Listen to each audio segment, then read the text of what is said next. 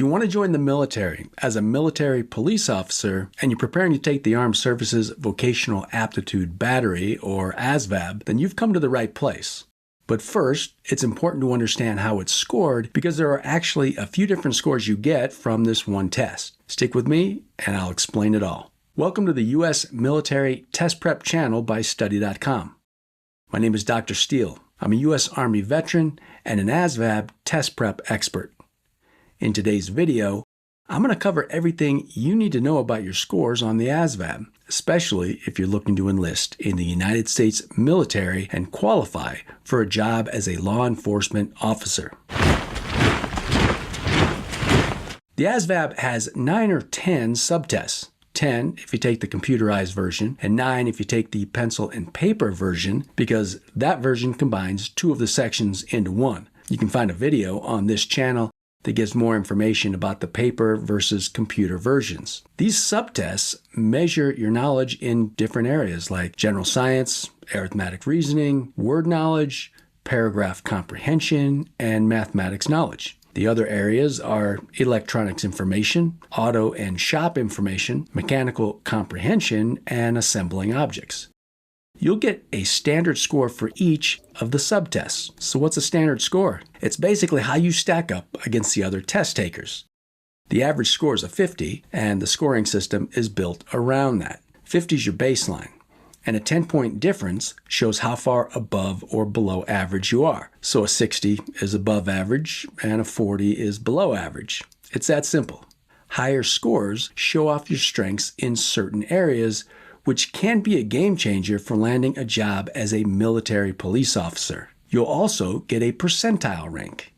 This shows how your performance compares to others. For instance, a percentile rank of 75 means you scored better than 75% of standard test takers. For roles like military police, a higher percentile rank will make you a more competitive candidate.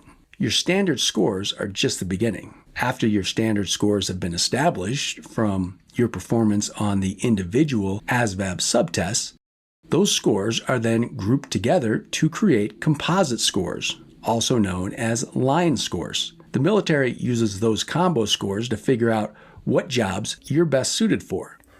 Each branch of the military has its own way of calculating these because different roles need different skills. Every military job, like a position as a military police officer, has a minimum line score requirement in one or more areas. Your composite scores really dictate what jobs you qualify for, so they're worth paying attention to. Your Armed Forces Qualifying Test, or AFQT Score, might be the most important score on the ASVAB. It determines whether you can enlist at all. Each branch sets its own minimum score, so that's the bar you have to clear to move forward. The AFQT comes from a combination of your scores on 4 different subtests. The first, arithmetic reasoning, which has basic math word problems.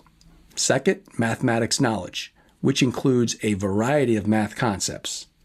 3 is word knowledge, which looks at your understanding of vocabulary and word meanings. And 4, paragraph comprehension, which measures how well you can understand written materials. Your AFQT score is a percentile ranking, meaning if you score a 60, you did better than 60% of standard test takers. Let's take a closer look at the minimum AFQT score you need to enlist in each branch of the military. You'll need a high school diploma or GED to qualify for any branch of the military. The required scores vary, though, based on which one you have. If you pass the GED exam, you'll need to aim for a score of at least 50 for all branches. With a high school diploma, the required scores are lower. You'll need a minimum score of 31 for the Air Force and the Army. The Coast Guard requires a 36, which is the highest AFQT score of all the branches. If you want to enlist in the Marine Corps, you'll need at least a 31. And for the Navy, you'll need at least a 35. Those are the minimums to get in, but a higher AFQT score opens up additional job options, potentially more career growth, and maybe even some bonus opportunities. Now let's look at what a couple military branches require if you want to be a law enforcement officer. Remember, Each branch calculates composite or line scores using different formulas. In this video, I'm giving you an overview of the scores you need to shoot for as an aspiring police officer. But check the other videos on this channel that go further into the details on each ASVAB score required for each branch. Air Force Security Forces Specialists are what the law enforcement officers are known as in the Air Force. If you want this job, you'll need to get a 30 or higher on the general line score. In the Air Force, this score is made by combining the results of your arithmetic reasoning subtest and your verbal expression line score.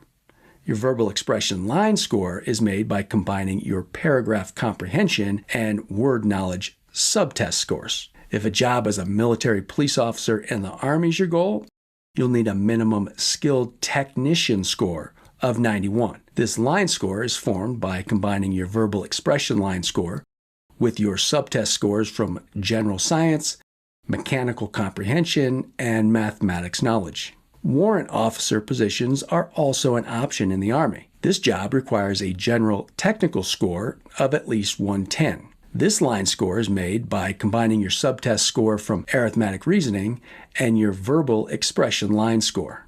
But what should you do if you don't have the score you need to join the military police? Don't stress if your scores aren't where you want them to be yet. I'm here to give you some steps you can take to improve your scores and position yourself for a job as a military law enforcement officer. First, pinpoint your weak areas. Take an honest look at which subtests are hurting your score. Next, study smarter. Spend additional time on the sections you struggled with. Look, it's no fun working on your weak areas, but you got to be willing to do whatever it takes to get the score you need to be a military police officer. The right study resources can make all the difference.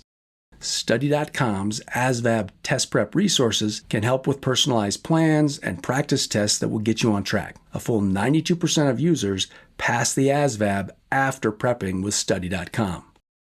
Taking a practice test helps you zero in on what you know and what you don't. Watch lessons to review materials you might be less confident in, and if you feel like you know a topic well, do some practice problems and quiz yourself. If you're still not there, go back and review more lessons until you know the material well. A solid prep plan will boost your score. And if you take the ASVAB and your scores aren't high enough, don't sweat it. You can retake the ASVAB. The wait time for the first 2 retakes is 30 days.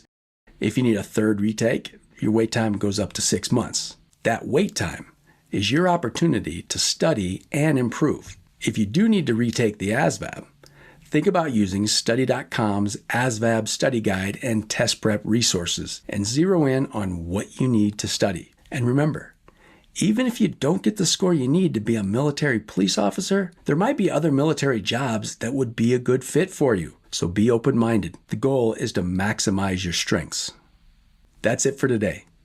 We've covered standard, composite, and AFQT scores, the scores required to be a military police officer in each branch, how to prepare, and what to do if you need to retake the ASVAB. If this video helped you out, give it a thumbs up. Drop a comment with any questions or topics you want us to cover, and don't forget to subscribe for more U.S. military test prep content. Stay sharp, and I'll see you in the next video. You've got this.